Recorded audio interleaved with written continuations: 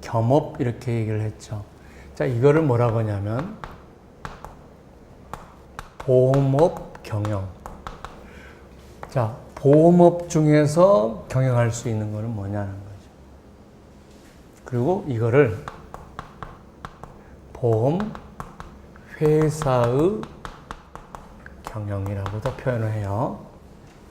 자, 보험 회사가 추가로 할 수 있는 게 뭐냐? 그죠?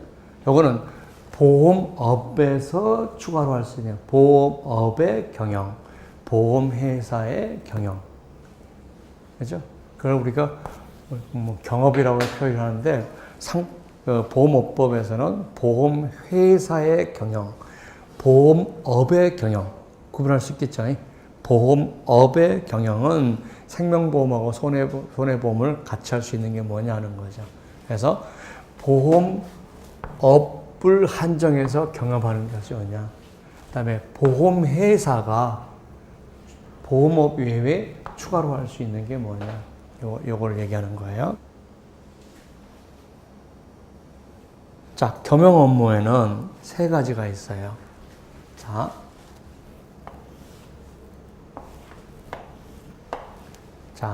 그래서 겸용 업무하고 부수 업무가 있어요. 자, 부수 업무는 경영 업무는 다시 보겠습니다. 뭐라고 되어 있냐면 금융관계법령에서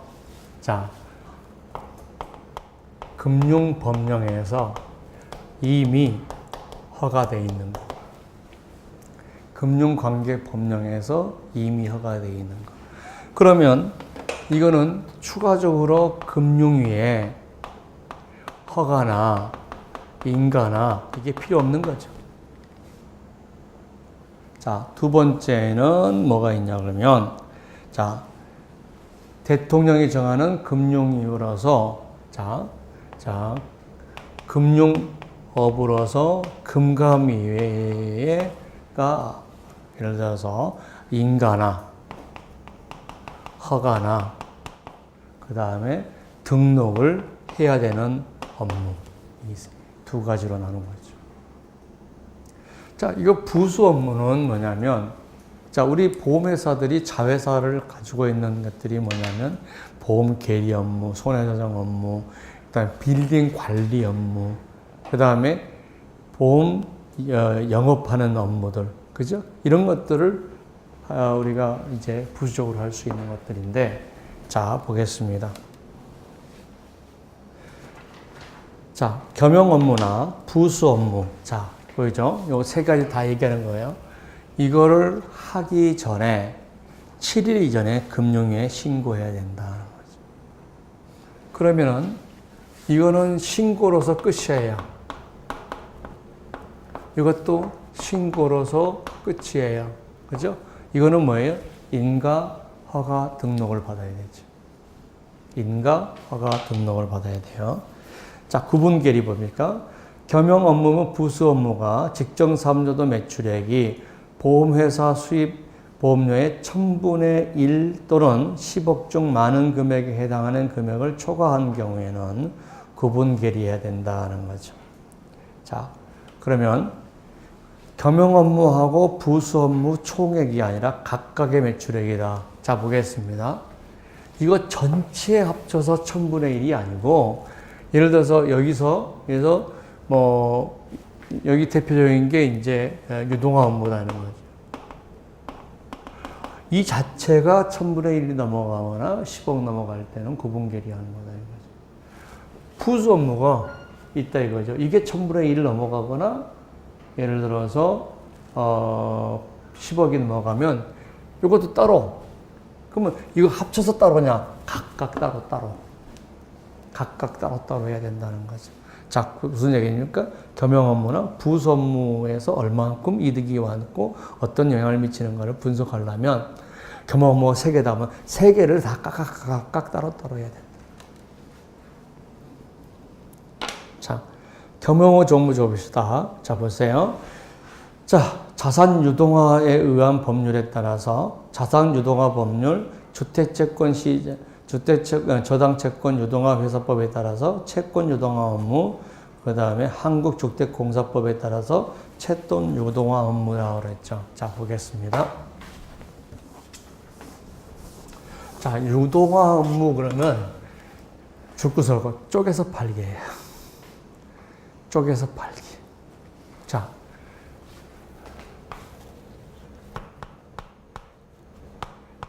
자, 시가 1,000억짜리 부동산이 있어요.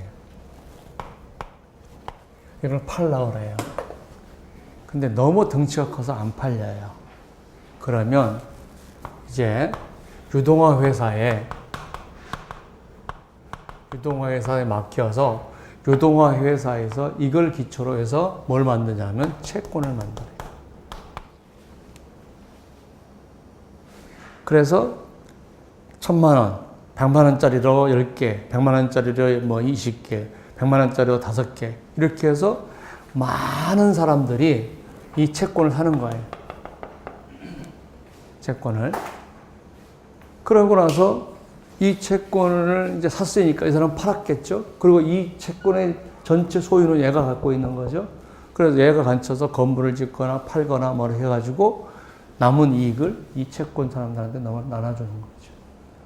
그러니까 유동화 업무는 큰 덩치를 쪼개서 채권으로 쪼개서 팔아서 그거를 소화하는 업무다라고 생각하면 돼요.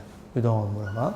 그러니까 1번은 뭐냐 그러면 1번은 자산 유동화라는 것은 부동산이 대상이에요. 그 다음에 두 번째는 채권이에요. 자, 그러면 우리가 한번 보세요. 주택을 지었어요. 그래서 대학주택금융공사에서 이걸 임대해줘요. 임대해주거나 할부로 매매하거나 몇 하면 이제 채권이 생길 거 아니에요. 그러면 내가 주택공사에서 이제 이 사람한테 이제 집을 매매해주고 나서 외상으로 할 거란 말이에요. 그럼 외상대금이 있을 거란 말이에요. 그 외상대금을 받으면 되는데 이 사람 주택공사가 또 지어야 될 거 아니에요. 그러면 이 외상 매출을 근거로 해서 채권을 만들어 가지고 주식시장한테 팔아요. 그러면 주식시장에서 채권을 구입하겠죠. 구입해서 그 다음에 내가 가지고 있으면 채권을 가지고 있으면 주택공사에서 저기서 돈이 들어올 거 아니에요. 그러면 거기에 대한 이자를 주는 거죠. 이렇게 이자하고 원금도 상환하고 이자도 빼고 이렇게 하는 거죠. 그러면 주택공사는 계속 뭐예요? 빚을 자금을 조달해서 또 짓고 하겠죠. 내가 100억밖에 없다. 그럼 100억 가지고 지을 수 있는 집이 한 동이다는 거죠. 근데 100억 가지고 집을 지어놓고 100억 채권을 발행해서 다시 100억을 회수를 해. 그럼 또 지어. 이게 채권 유동화 업무라는 거예요.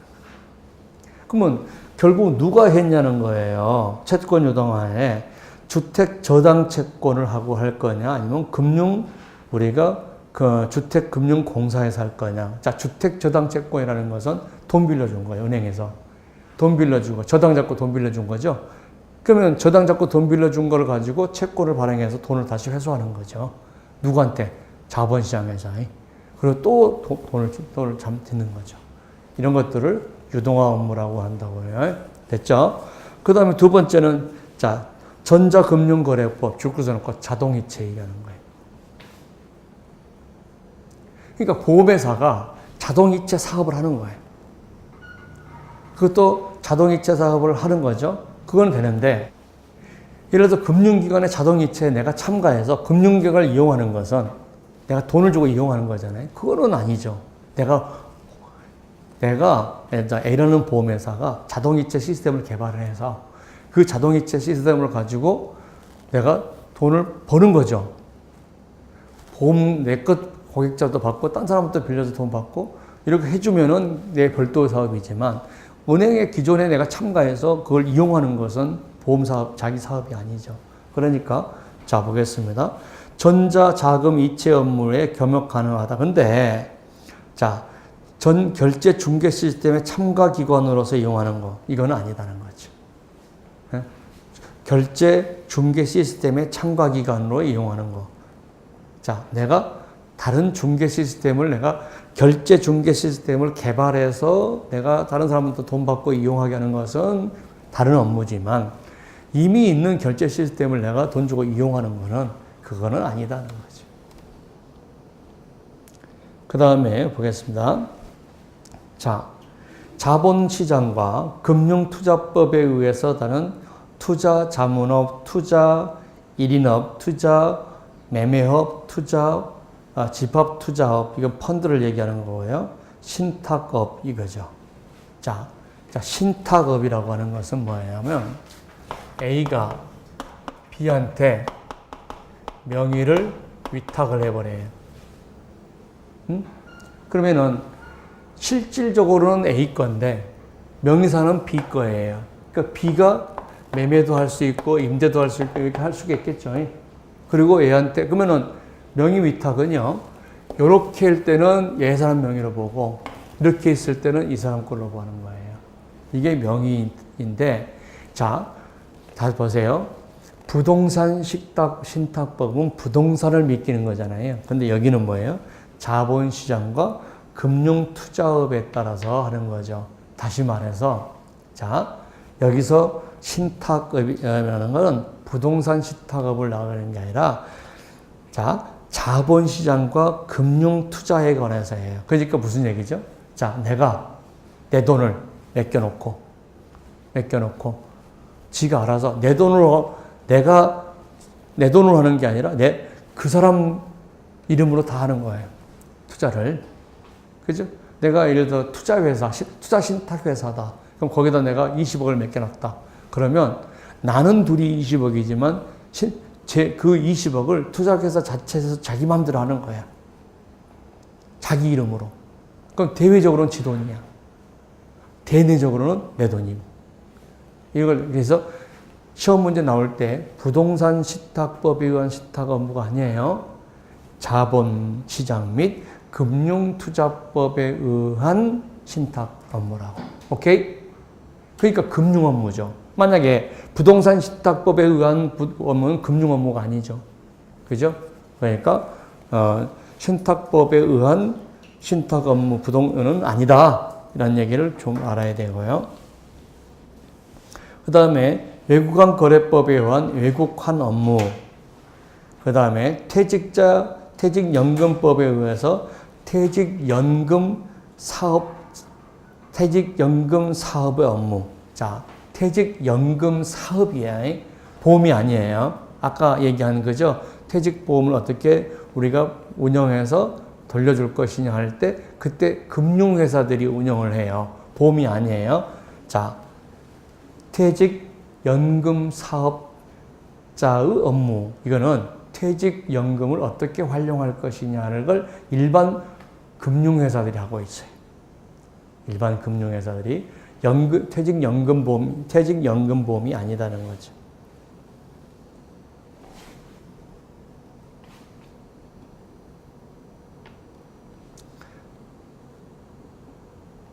자, 그러면은,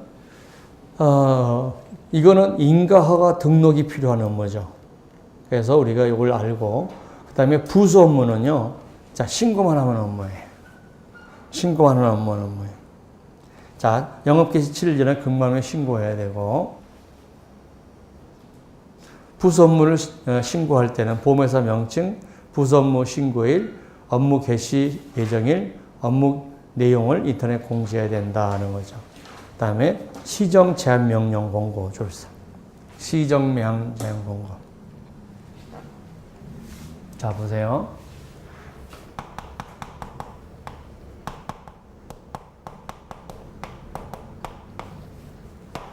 자, 시정 제한 명령을 할 수 있는 거는 겸용 업무하고 부수 업무 중에서 부수 업무만. 왜 그럴까 한번 봐보세요. 자, 예를 들어서 우리가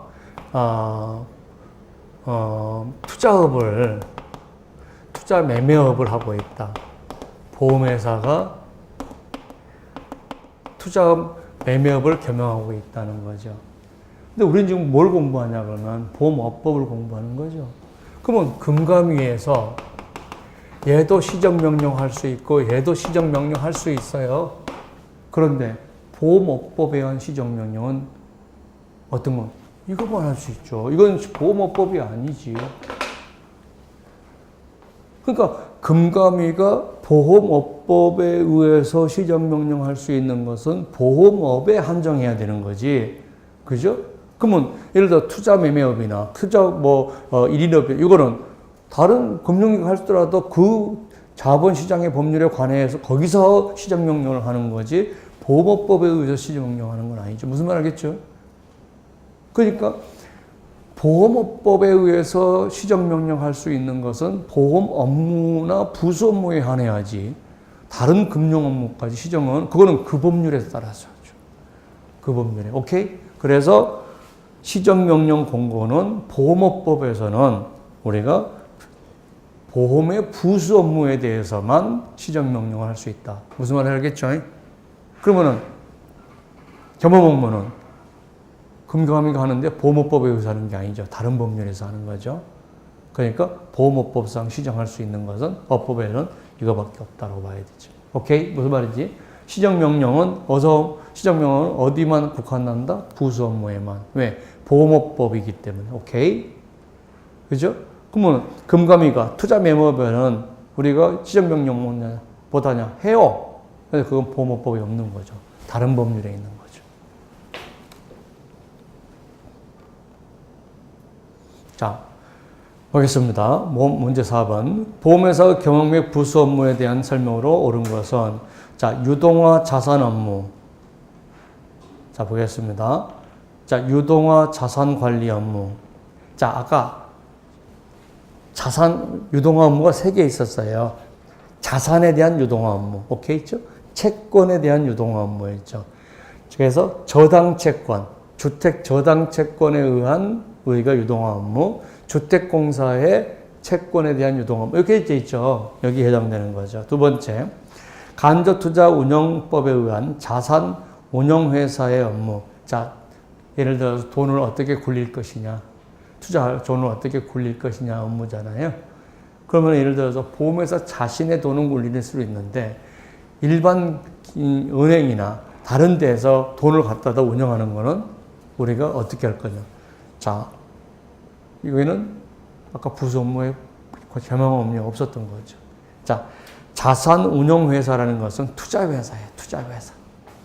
그럼 불특정 다수에서 돈을 받아서 투자하는 것을 보험회사가 겸용할 수 있느냐 하는 거죠. 그건 아니라는 거죠. 그 다음에 자, 기업의 인수합병. 어이구, 보험회사가 M&A를 하는 회사를 만들어서 운영하겠다. 아, 이거잖아요. 기업의 인수합병, 주선, 중개. 대단한 업무죠. 신탁법에 의한 업무 안 된다고 그랬죠. 신탁법에 의한 업무는 부동산이라고 그랬어요. 그죠? 그러면 금융 업무가 아니에요. 그죠? 그 다음에 여신 전무 금융업법에 의한 여신 전문회사. 여신이라는 것은 돈 빌려준 걸 얘기해요. 돈 빌려주는 거. 대표적으로 할부금융하고 그 다음에 신용카드. 이게 여신 업무예요. 자, 이거 경험업무로 아까 안 돼 있었죠?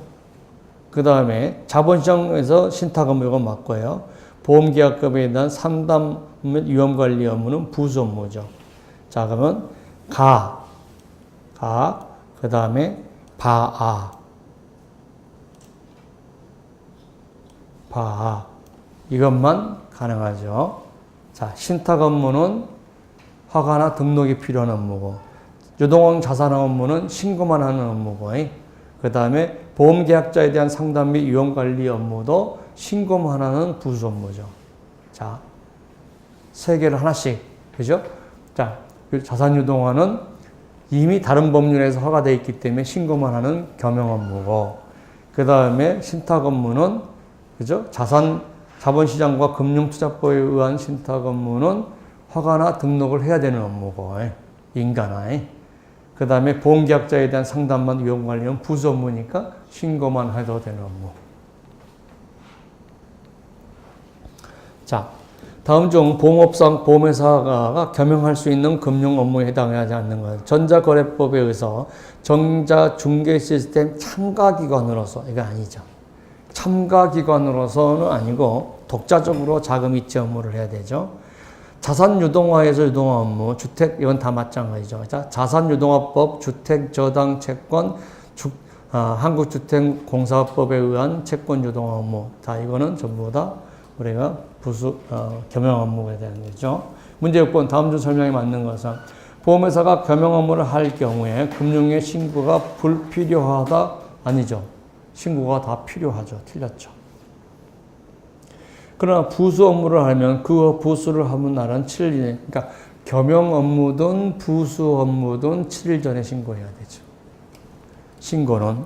두 번째, 금융위원은 겸용 업무에 대해서 제한 명령을 할 수 있지만 부수 업무는 반대로 돼 있죠. 겸용 업무는 제한 명령을, 시정 제한 명령을 못 해요. 그런데 부수 업무는 시정 제한 명령을 할 수 있다. 뭐예요? 보험업법에 의해서. 보험업법에 의해서.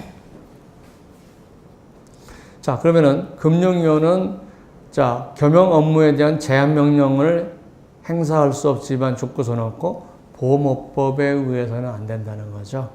부수 업무는 보험업법에 의해서는 가능하다.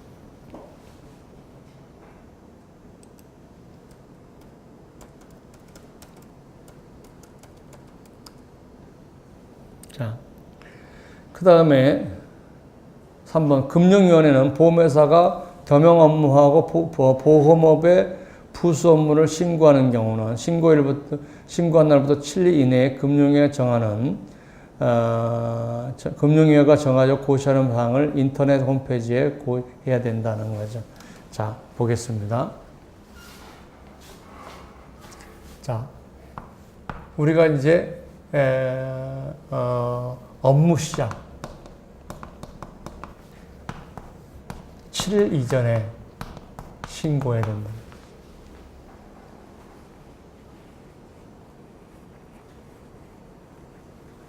그 다음에 이제 시정명령을 받았거나 자, 신고를 했다. 그러면 이때부터 7일 이내에 공지해야 된다는 거예요.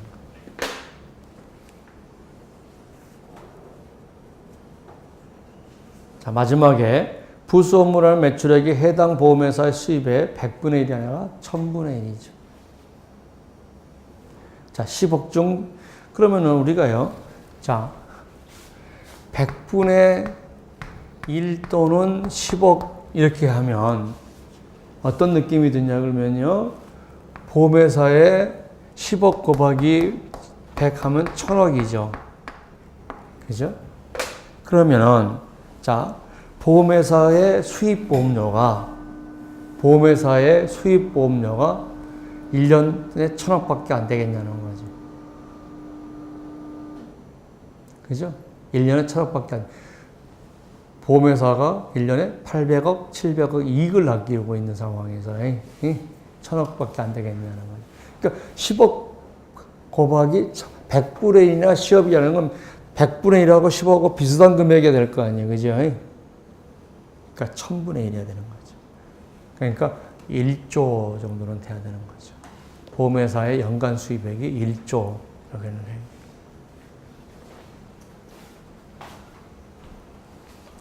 자, 문제 7번. 금융위원은 보험회사가 보험업법 11조 2 제1항에 따라서 보험업 부수하는 업무를 신고한 경우에 그 신고일로부터 7일 이내에 인터넷 홈페이지에 공지해야 될 사항이 뭐냐 하는 거죠. 자, 보험업종, 부수 업무, 부수 업무, 부수 업무. 부수 업무에 관한 사항을 공지해야 되는 거죠. 보험업종이 아니고.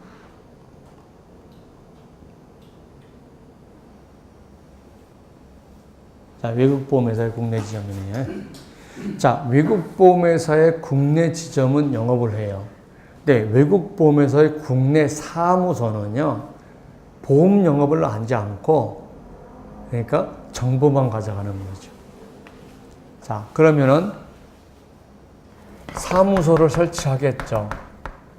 그래서 여기서 우리나라에서 영업하는 환경이나 이런 걸 다 조사를 해서 그 다음에 지점을 설치해서 이때 영업을 하겠죠. 영업하기 전에 설치하는 거예요. 그래서 사무소는 뭘 못한다? 영업을 못한다. 영업을 못한다. 그래서 외국보험회사의 대리점, 그 다음에 외국보험회사의 보험중개업을 하는 자는 시장조사, 정보 수집을 위한 업무로서 국내 사무소를 설치할 수 있는데 국내 사무소는 절대적으로 영업은 못한다. 설치 전이 아니고 설치 후 30일 내에 신고한다. 자, 보험 영업을 하는 데가 아니란 말이에요. 보험 영업을 하지 않은 거기 때문에 설치 전에 신고해야 될 필요는 없다는 거예요. 자, 그 다음에 금융위해 처분권은, 자, 국내 사무소가 이 법이라는 건 보험업법을 얘기하는 거죠. 다른 명령이나 처분을 위반할 때는 6개월 이내의 기간을 정해서 업무를 정지하거나 사무소를 폐지할 수 있다라고 되어 있죠. 문제 11번 보겠습니다. 자, 외국보험회사의 국내 사무소에 관한 설명 중 옳지 않은 것은 외국보험의 국내 사무는 그 명칭에 반드시 사무소라는 글씨를 포함해야 된다. 맞고요.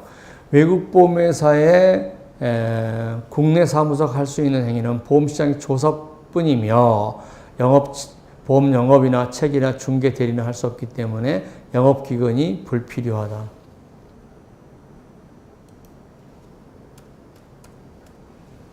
그 다음에 외국보험회사가 국내 사무소를 설치할 경우에 그 설치할 날부터 30일 이내에 금융위에 신고해야 된다는 거죠. 자, 금융위원회는 국내 사무소가 보험업법을 위반할 때 6개월 이내의 기간을 정하여 업무를 정지하거나 국내 사무소를 폐쇄를 명령할 수 있다. 폐쇄를 명령할 수 없다 그랬기 때문에 틀린 답이죠. 자, 이제 3장 보험회사를 보겠습니다. 자, 보험회사는 우리가 주식회사하고 상호회사하고 외국보험사의 국내 지점 이렇게 되어 있죠. 근데 주식회사는 우리가 많은 내용이 상법 회사편에 있어요. 그럼 보험회사에서는 뭐만 문제가 되냐 그러면 상법 회사편과 다른 내용만 쓰면 되는 거죠. 왜냐하면 상법 회사편에서 그대로 사용할 거니까. 그런데 상호회사는 보험업법상의 회사예요. 상법이 없는 회사예요. 그러니까 여기는 설립 절차부터 청산 절차까지 자세히 설명해 놔야 되겠죠.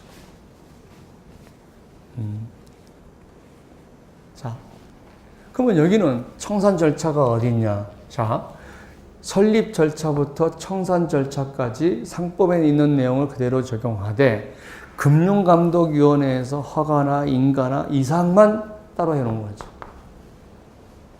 나머지는 다 상법 조항이요. 근데 여기는 전부 다 업법에 있다는 거죠. 이 세 가지가 있는데 먼저 자본의 감소, 두 번째 자 조직 변경, 이 두 개를 먼저 합니다. 자본의 감소, 조직 변경.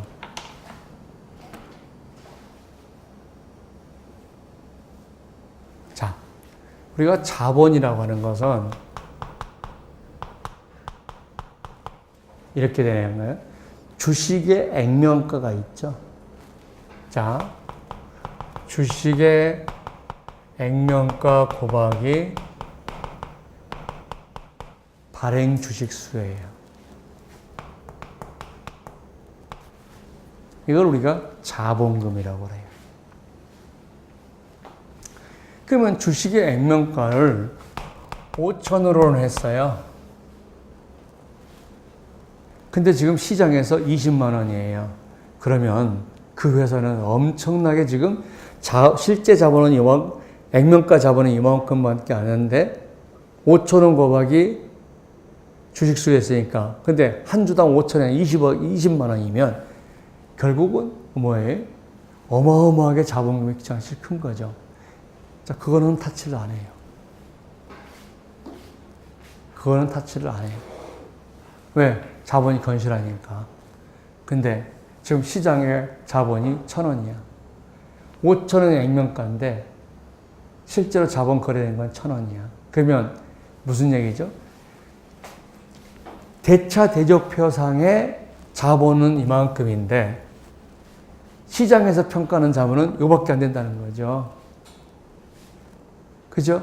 시장에서 평가하는 건 1,000원 곱하기 발행수고, 그죠? 장부상에는 5,000원 곱하기 발행수니까 이거잖아요. 그러면, 자, 자본금이 많다고 생각하고 투자를 했는데 실제로 자본 오는 거는 별로 없는 거죠. 그러면은 제3자들이 오해를 받을 수 있잖아요. 자본금 700억. 그런데 시장 가격 보니까 700이 아니라 200억도 밖에 안 돼. 그렇게 될 수 있잖아요. 그러면 요 자본을 축소해라. 이게 자본의 감소예요.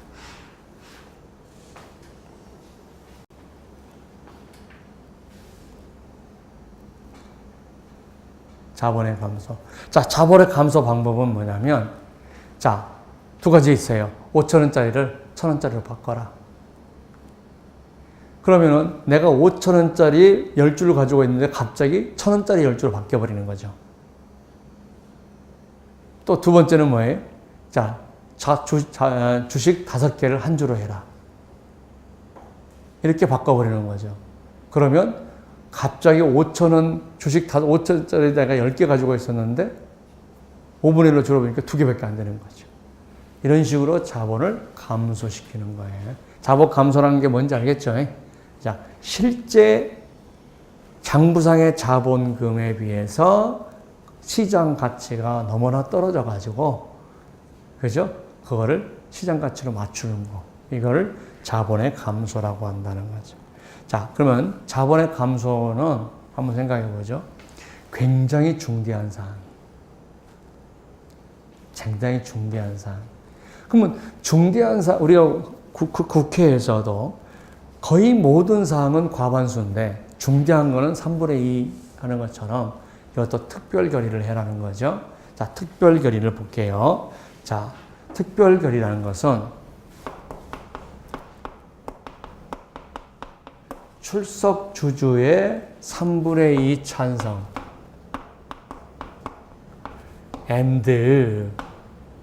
and예요. 자, 총 발행 주식 예, 3분의 1이 찬성해야 된다. 동시 만족해.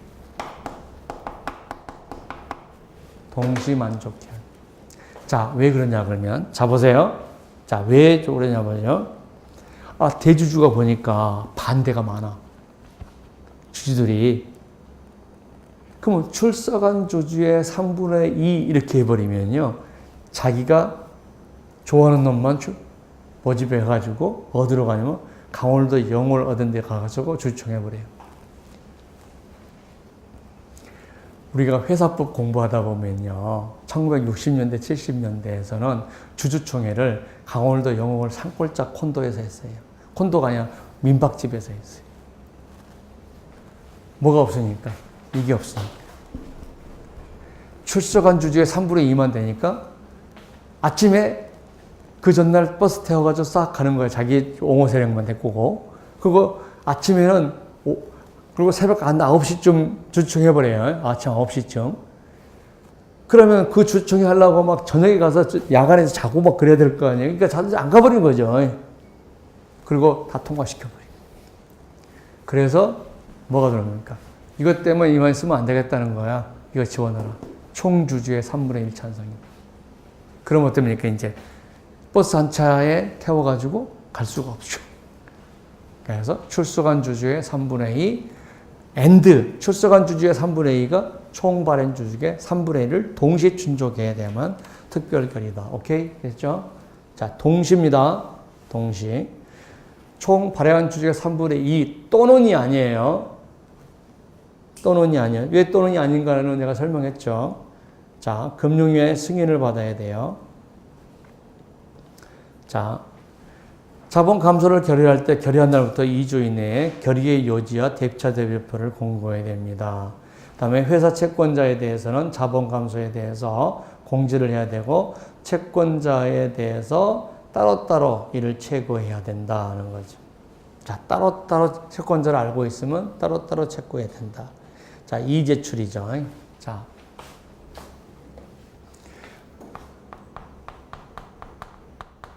이의제출한 사람은 계약자하고 채권자예요. 자, 채권자는 이의제출했을 때 이 사람들은 뭘 받고자 하는 거냐 그러면 뭘 하냐면은 자, 자본이 감소하든 어쩌든 자기 돈만 챙기면 되죠. 그래서 여기는 담보만 제공해주면 돼. 담보를 하든가 제공하든가 변제만 해주면 되죠. 그러니까 채권자가 50%가 반대했다고 해서 자본 감소를 못하는 건 아니에요. 돈만 주면 돼요. 근데 보험계약자는 자, 총 보험 금액의 10분의 1. 자,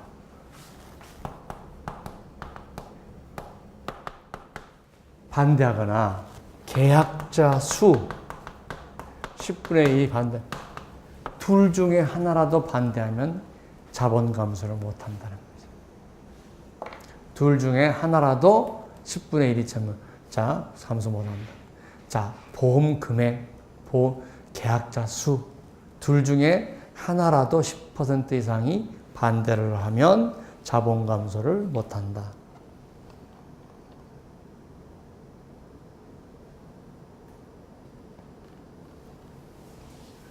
자, 보겠습니다. 보험회사가 주식회사의 자본 감소를 결의할 때는 결의할 날부터 결의의 2주 이내에 결의한 내용과 대차대표표 결의한 내용과 대차대표를 공지해야 됩니다. 하는 거죠. 자, 문제 2번. 보험회사는 주식회사의 자본 감소에 대한 설명으로 옳지 않은 것은 자본 감소를 결의할 때는 주식 금액 또는 주식 수의 감소에 자본금의 실질적 감소를 하려면 미리 금감원의 승인을 받아야 된다는 거죠. 자, 실질적 감소 줄거서 놓고 자, 실질적 감소. 자, 실질적 감소는 자본이 실제적으로 축소된 걸 얘기하는 거죠. 실제적으로 축소된 걸 얘기해요.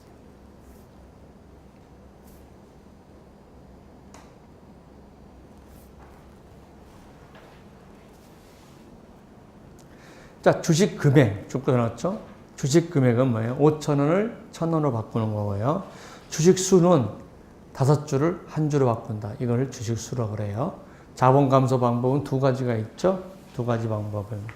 자, 자본 감소의 특별 결의가 있는 날부터 2주 내에 공고해야 되고, 공고 후에는 1개월 이상의 기간을 정하여 일을 할 수 있는 보험계약자에게 일을 제출한다는 뜻을 덧붙여야 된다. 라고 되어 있죠.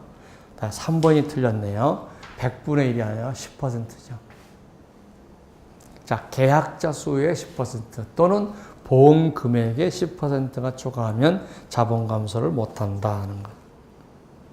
자, 자본 감소에 이의를 제출한 채권자가 10분의 1을 초과하더라도, 자, 채권자는 10분의 1을 초과하더라도 자본 감소할 수 있죠. 뭐만 하면 돼요? 변제하거나 담보를 제공하기만 하면 된다는 거죠. 자, 조직의 변경을 보겠습니다. 자,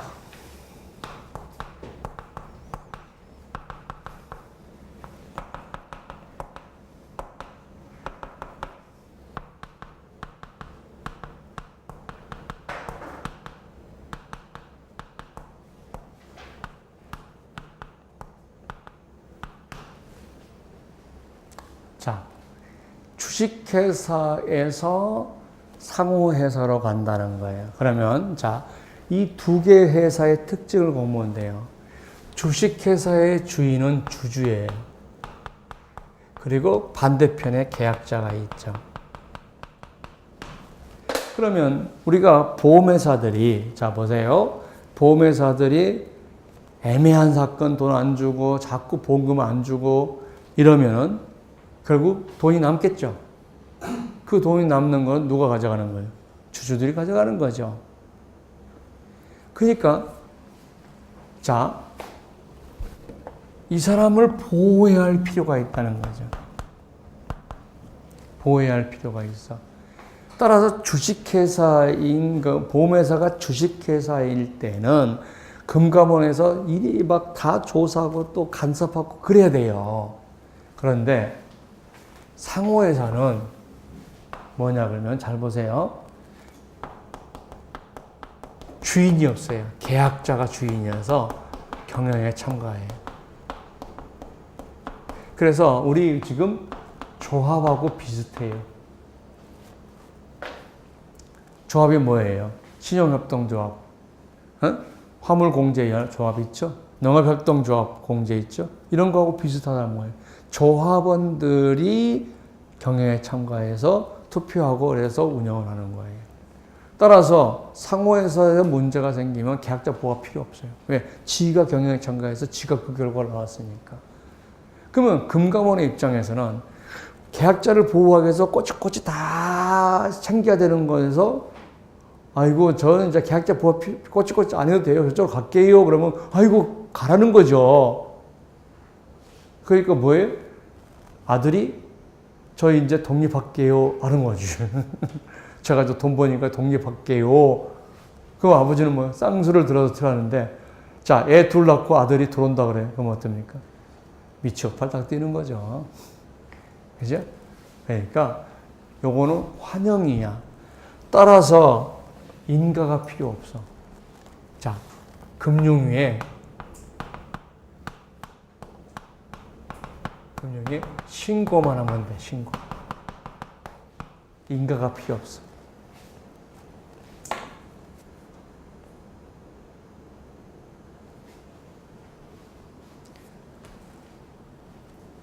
자, 조직변경이라는 회사가 법인격의 동일성을 유지하면서, 자, 법인격의 동일성을 유지한다는 것은 이런 뜻이에요.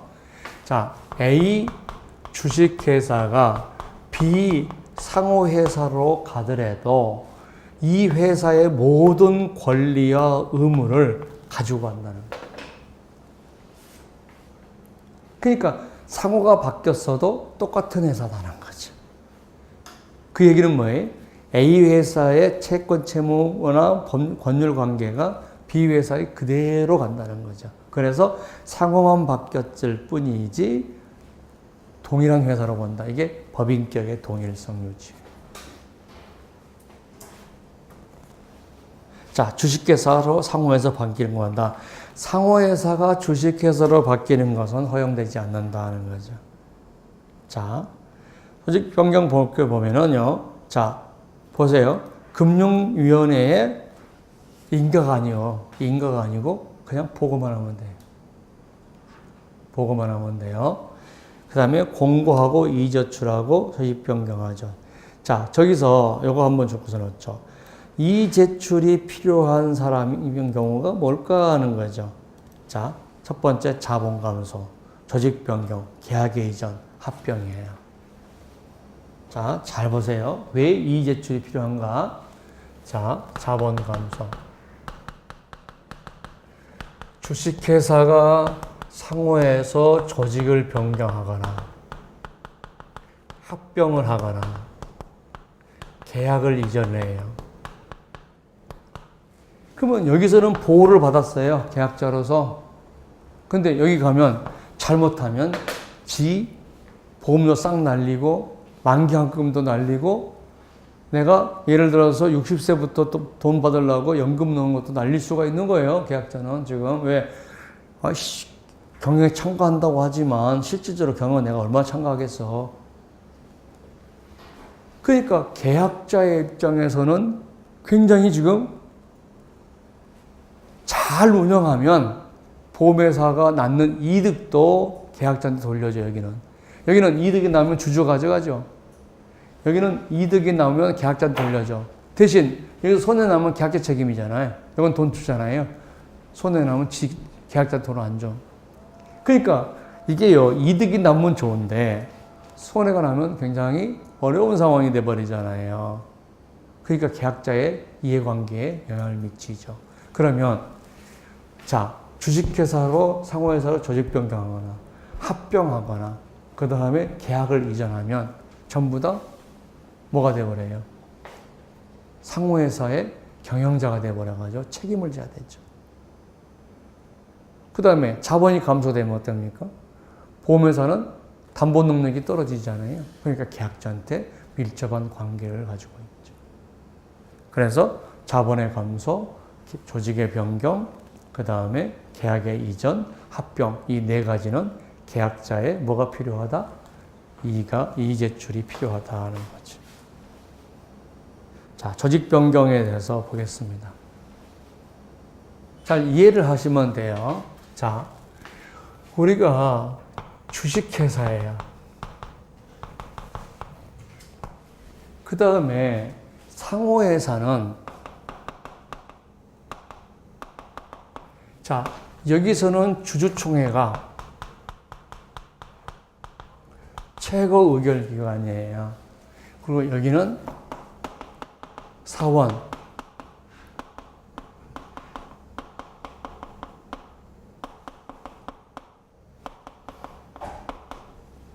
자, 실제로는 보험 계약자가 사원이 돼요.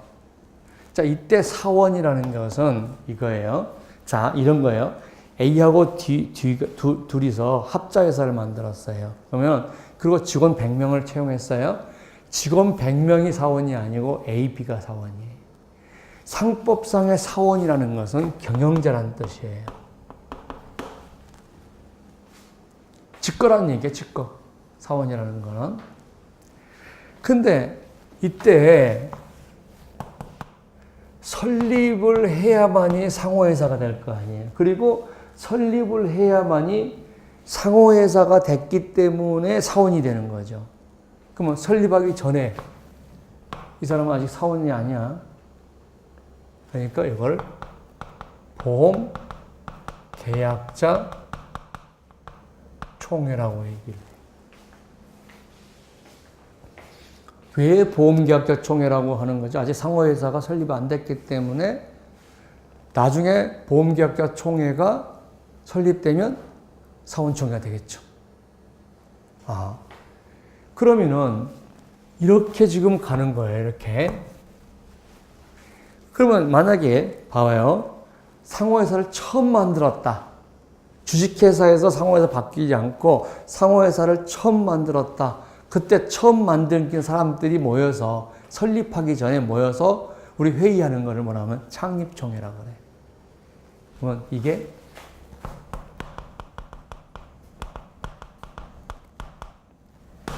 창립총회에 준한다는 거죠.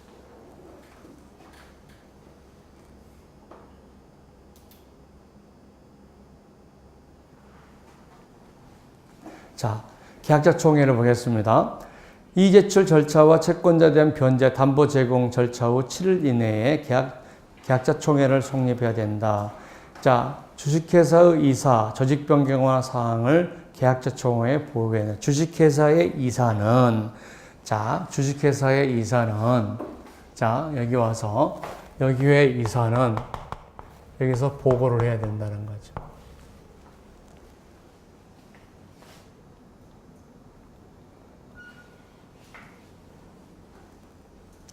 자, 그런데 계약자 총회를 다 하려고 하니까 계약자가 100만 명이에요. 어디서 모여? 우리나라 100만 명 모여서 회의할 때가 있어요? 그러니까 실질적으로 이렇게 할 수 없으니까 대의원 모이자, 대의원. 대의원. 그죠? 총회 대행기관을 만들잖아요.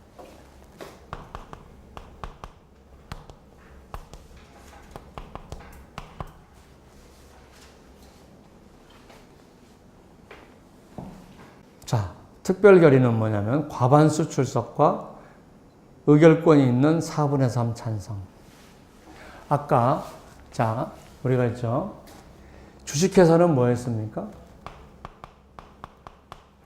주식회사는 아까 과반수 찬성에 과반수 출석에 출석한 주식의 4분의 3이었죠. 자, 여기는 자, 보겠습니다. 주식회사는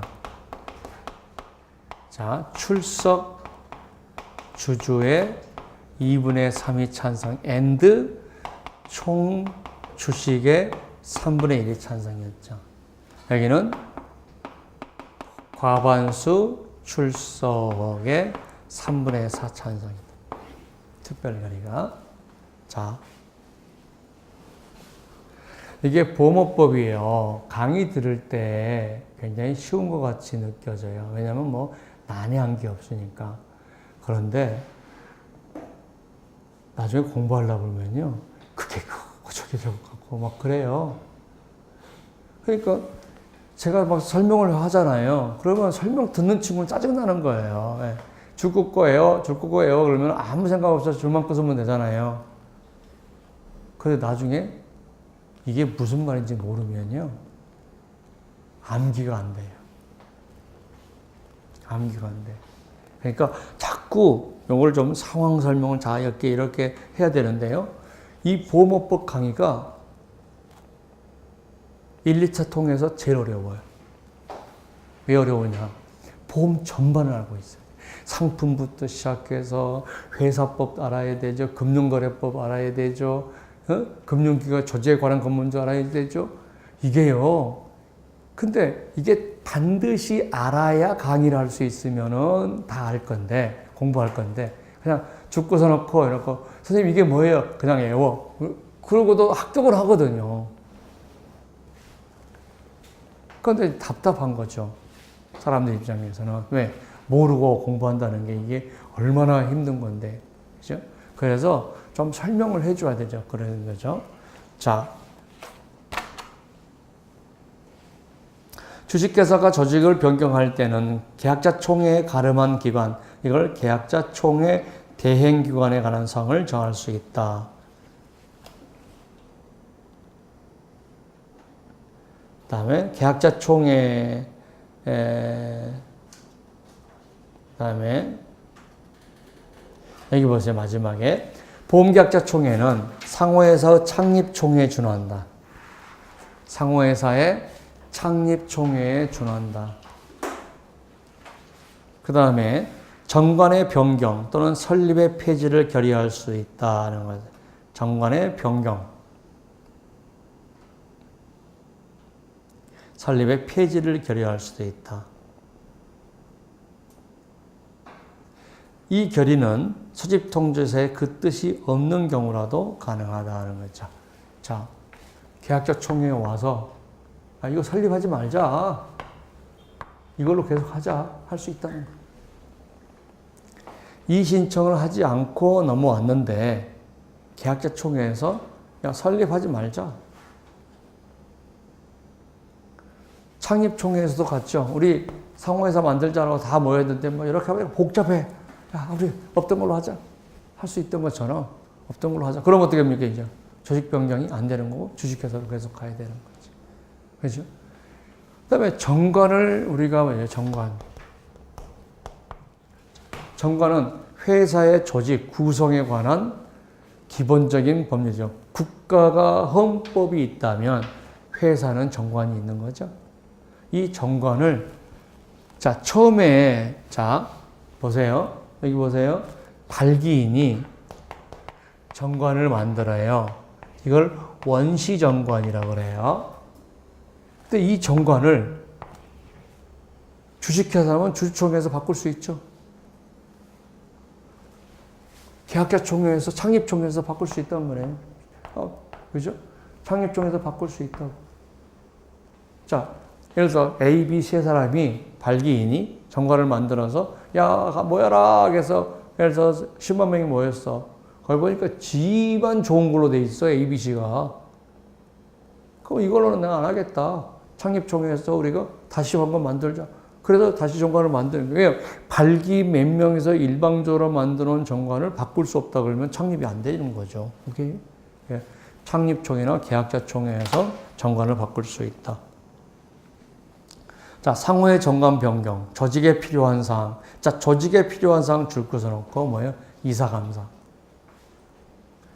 이제 창립총회인 계약자 총회 대행기관에서 이사도 선출하고 감사. 조직이라는 것은 이사감사를 얘기하는 거예요. 자, 그 다음에 조직 변경에 관해서 주주총회의 결의를 변경하는 거죠. 자, 주주총회에서 결의사항을 조직 변경에서 변경하겠다는 거예요.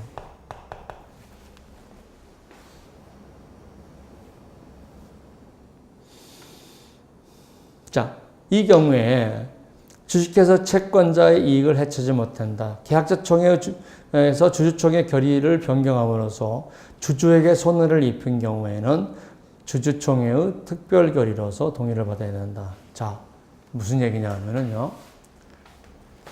여기는 주주고 여기는 계약자잖아요. 그죠? 여기는 주주들이 어떻게 되겠어요? 자기 주주의 이득이 되게 예를 들어서 망한 회사가 지금 예를 들어서 조직을 변경하려고 회사인데 자, 조직을 변경하면 주주들은 이탈해야 되죠? 그러면 주주회사로서 많은 걸 가져가려고 할 거 아니에요. 그죠? 근데 계약자 총회 왔어, 이제. 그때 보니까 주주들이 너무 많이 가져가는 거예요. 그러면 결의를 변경할 수 있어야 되죠. 그죠? 그래서 변경을 하려고 변경했는데 주주들이 반대해요. 그럼 어떻습니까? 안 하겠다 그러면 돼요. 야, 그러면 주주회사로 계속 가. 계약자 총회에서 어떻습니까? 조직 변경을 안 하겠다고 해버리고 끝나버려. 그러니까 주주들이 어떻습니까? 자기들 많이 가져가려고 하다 그럼 안 하겠다 그러면 어떻게 합니까? 이게 아니야. 양보를 하는 거죠. 무슨 말인지 알겠죠? 그래서 계약적 결의를 변경시키는 것이 이 주주총회의 결의를 이끌어내는 방법이에요. 그래서 자, 주주총회의 특별 결의로서 동의를 받아야 된다. 특별 결의를 안 하면, 주주총회 특별 결의를 안 해주면 주주들한테 해가 되는 행위를 못 할 거 아니에요? 그러면 마지막 할 수 있는 거예요. 그러면 조직 변경 안 하겠다고요. 그냥 사원총회에서 끝내버리는 거죠. 그러면 다시 주주들한테 책임이 더 전가되죠. 그죠? 그래서 주주들이 동의를 받을 수밖에 없는 상황이 되는 거죠. 자, 조직 변경의 효과를 보겠습니다. 자, 조직 변경이 되면 조직 변경에 대해서 계약자의 승낙을 받아야 된다는 거죠.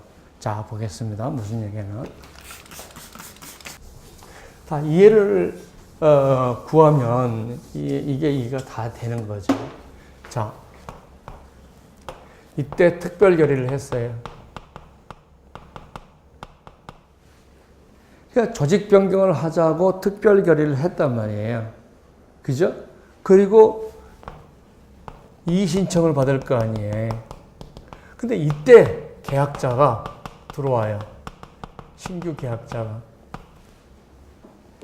근데 반대를 하고 싶어 하는 조직들이 있어요. 이 신청을 반대하는 조직들이 있어요. 그럼 어떻습니까? 야, 계약해. 해가지고 10분의 1을 만들어서 반대하려고 할 수 있잖아요. 그러니까 조직 변경 이후에 체결되는 계약자는 뭘 할 수 없다는 거예요? 이 신청을 할 수 없다.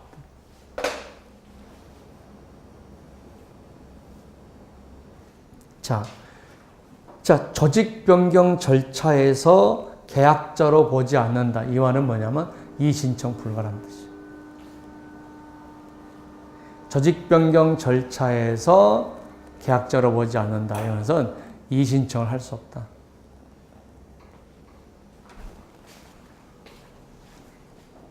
자, 계약자의 지위는 사원으로 간다는 거죠. 사원으로 간다. 그 다음에 상호회사와 주식회사를 비교를 해보면 이 말이 나와요. 자, 주식회사는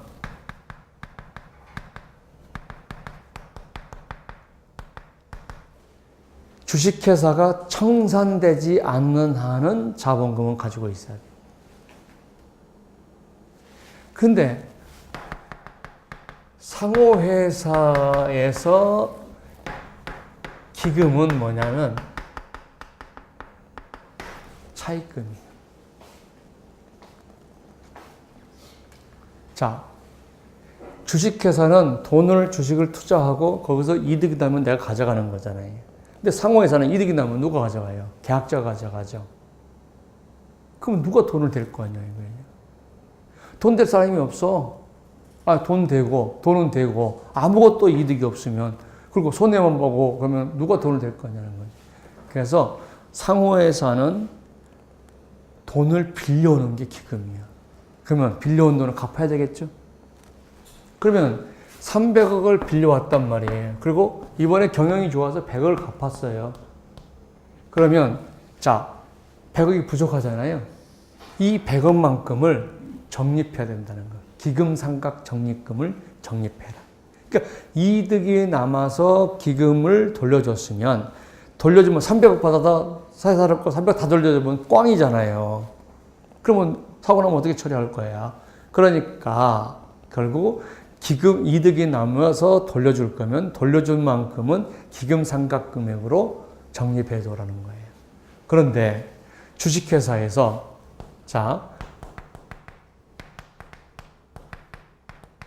자본이경업이라든가 이익이경업이라든가 아니면 책임준비금이 충분했어요.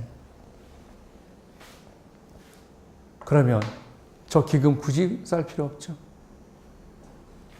주식회사에서 경영을 잘 해가지고 쌓아놓은 비축금이 많아. 그럼 또 쌓아놓은 비축금이 많은데 돈 빌려오란 말 필요 없잖아요. 그러니까 기금을 설정하지 않을 수도 있고 300억보다 적게 할 수도 있다는 게 나오죠. 무슨 말인지. 그러니까 이게 무슨 뜻인지를 정확하게 설명을 하면 쉬운데 지금 강의하는 사람들도 그게 뭔 말인지 모르니까 그저 외워라 그런단 말이에요. 상호회사의 기금은 차입금이고 차입금은 돌려줘야 될 때니까 이미 주식회사에서 책임준비금이라든가 이익잉여금 이런 것들이 많이 남아 있어서 그렇게 할 필요가 없다. 그러면 기금을 쌓을 필요가 없다. 왜 돈 빌려와? 돈도 많은데. 그런 얘기라고. 자, 그 다음에 그래서 300억 미만으로 적립할 수 있을 경우에 그러면은 300억 미만으로 적립할 때 기금 상당액을 이걸 돌려주는 거는 기금 상당액이죠. 돌려주는 거는. 그런데 만약에 보험회사가 경영해서 적자가 나면 보험금을 줘야 되는데 부족하면 재원이 있어야 될 거 아니에요. 여기 손실보전준비금이에요.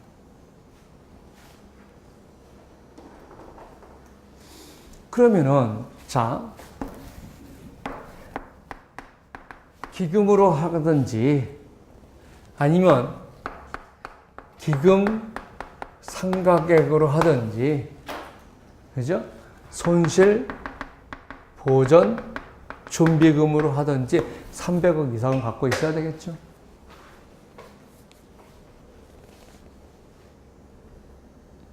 근데 선생님이 보세요. 기금을 가지고 있다가 돌려주면 기금 상각액인데 처음부터 기금을 빌려오지 않겠다 그러면 기금 상각액이 없는 거죠. 그러니까 손실 보전 준비금이라고.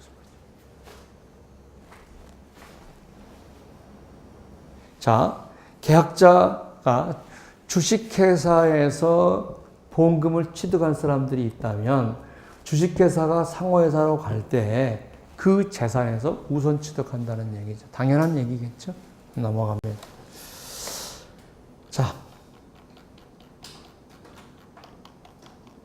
문제 풀겠습니다. 문제 3번.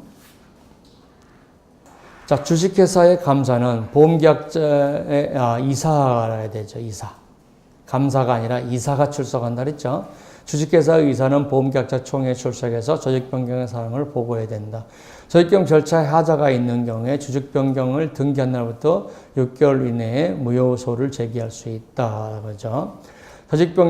주식회사 조직변경을 한 경우 특별 결의를 하고 금융의 인가를 받는 날부터 조직변경은 인가가 불필요하다 그랬죠. 그러니까 보고만 하면 되고 바로 우리가 공고를 해야 되죠. 인가가 필요 없어요. 자, 1번은 감사가 아니고 이사고, 2번에는 인가가 필요 없고, 3번 주식회사를 상호회사 변경한 날부터 본점은 2주, 지점은 3주. 자, 모든 등기는 본점은 2주, 지점은 3주예요. 모든 보모법상의 등기는 본점에 2주, 지점은 3주다. 그러니까 이렇게 보면 되겠죠. 자, 그러면 2번은 맞고 나머지는 다 틀렸습니다. 자, 문제 4번. 보험회사의 조직변경이나 설명 중 맞는 것은 상호회사가 주식회사로 조직변경하면 사원은 보험계약자가 사원은 상호회사가 주식회사로 조직변경 불가하죠. 틀렸습니다. 주식회사가 상호회사로 조직변경하는 건 되지만 상호회사가 주식변경은 주식회사로 안 됩니다. 1번 틀렸습니다. 2번 보험계약자 총회의 특별기는 출석한 보험계약자의 3분의 2 찬성으로 한다. 4분의 3으로 해야 되죠. 4분의 3. 자, 3분의 1은 주주총회에서 출석한 중에 3분의 1, 총 발행주 중에 3분의 1. 자, 주주는 3분의 2, 3분의 1. 그 다음에 상호회사는 4분의 3. 과반수 출석과 4분의 3이다 하는 거죠.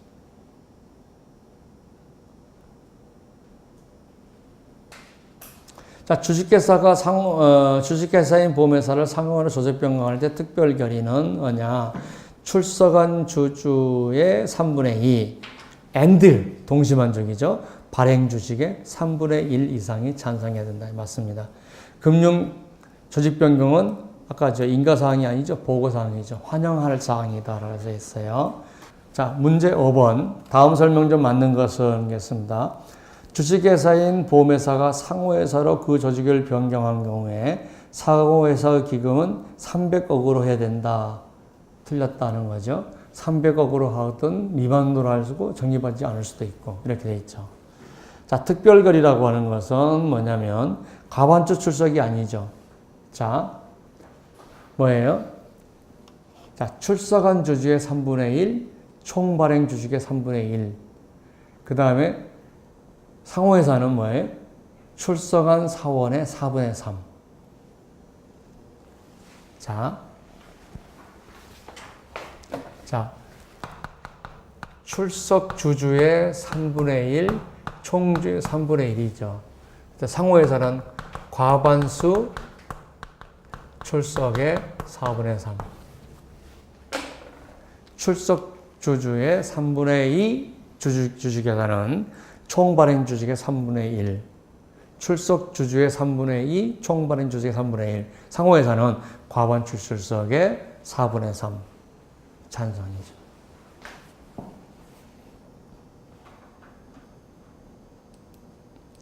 그 다음에 계약자 총회에서 조직 변경 결의를 변경함으로써 주주에게 피해를 줬다. 그러면 주주총회에 뭘 동의를 받았냐? 보통 결의가 아니고 특별 결의. 특별 결의는 아까 뭐예요? 아까 저기죠? 출석한 주주의 3분의 2, 총 발행 주식의 3분의 1. 이게 특별 결의죠. 자, 조직 변경 시 정관의 변경은 계약자 총회 소집 통지서에 그 뜻을 기재하지 않더라도 일을 할 수 있다. 맞습니다. 문제 6번.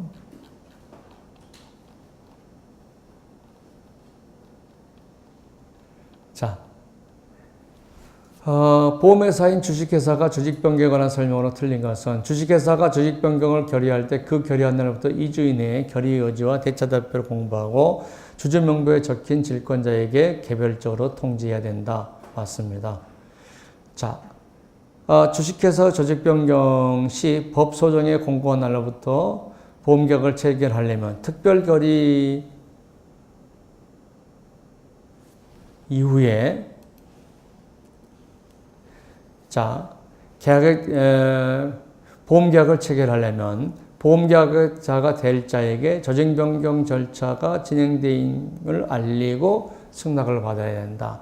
그리고 또 승낙을 받으면 뭐 되겠죠? 이 절차를 할 수 없다. 그랬까 하겠죠? 이 절차를 할 수 없다. 조직변경 시 법 소정에 승낙을 한 보험계약서는 조직변경 절차를 진행하는 중에서 계약자로 본다? 아니요, 계약자로 보지 않는다. 계약자로 보지 않는다. 계약자로 보지 않는다는 것은 무슨 뜻이죠? 이의제출을 할 수 없다는 뜻입니다. 자, 문제 7번. 조직변경 효력에 관한 설명으로 틀린 것은 겠습니다. 1번은 자, 보험계약자나 보험금을 취득할 자는 피보험자를 위해서 적립한 금액을 주식회사의 법에 따른 쭉 해서 그죠? 우선한다. 아까 얘기했죠? 우선한다.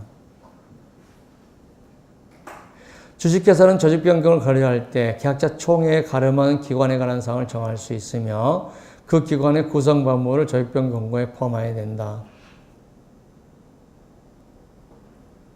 우선 취득했고 마지막 상호를 보겠습니다.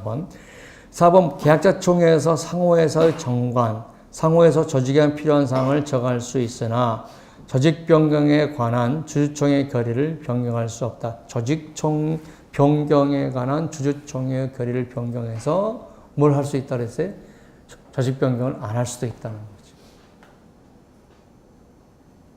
조직 변경에 관한 주주총회 결의를 변경할 수 있다. 아까 얘기했죠. 이걸 가지고 아까 뭐예요? 주주들한테 그죠? 너희들 동의 안 하면 우리가 조직 변경 안 할게라고 해서 주주들한테 협박하는 거죠. 자, 오늘 마지막 문제로 하겠습니다. 다른 법률에 비해서 우선 취득할 사람이 누구냐면 계약자와 보험금을 취득할 자. 보험금을 취득할 자 그러면 보험 수익자, 피보험자, 피해자 이런 것들이죠. 이 사람들이 우선권을 갖는다는 거죠. 오늘 여기까지 하겠습니다. 자, 다음 주에 상호회사 하겠습니다.